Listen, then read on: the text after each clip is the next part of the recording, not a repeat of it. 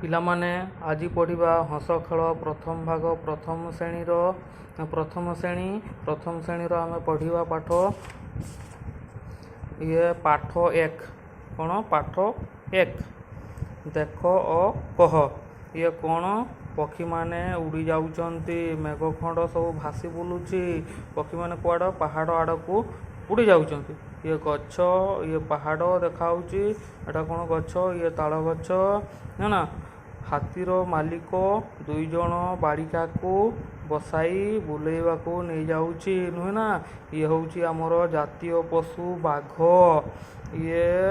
କ'ଣ ଏ ପକ୍ଷୀର କ'ଣ କି ପକ୍ଷୀ? ହେଉଛି ଜାତୀୟ ପକ୍ଷୀ ମୟୂର।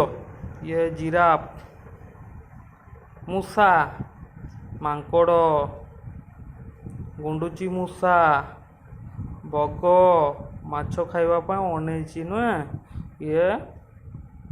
ପାଣି, ଉଇ, ଏଇଟା କ'ଣ କଇଁଚ ଜିରାଫ। ଦ୍ୱିତୀୟ ଫର୍ଦ୍ଦରେ କ'ଣ ଅଛି? ପକ୍ଷୀମାନେ ଉଡ଼ି ଯାଉଛନ୍ତି। ତାଳ ଗଛ।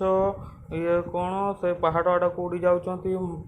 ମେଘ ଖଣ୍ଡ ସବୁ ଭାସି ବୁଲୁଛି ନୁହେଁ। ବାଘ, ଘୋଡ଼ା, କ'ଣ ଭାଲୁ ଅନେଇଛି।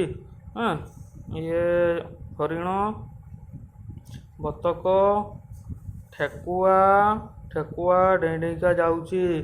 କ'ଣ କାଉ, ସାପ ନୁହେଁ ନା। କ'ଣ କୁମ୍ଭୀର, ବେଙ୍ଗ ଘାସ ଉପରେ ବସିଛି ନା। ଏସବୁ ତୁମେମାନେ ମନ ଦେଇ ପଢ଼ିବ, ଦେଖିବ, କହିବ ନା ସବୁ ମନେ ରଖିବ। କ'ଣ କରୁଛନ୍ତି ସେଇ ବିଷୟରେ ତୁମେମାନେ ଜାଣିବ।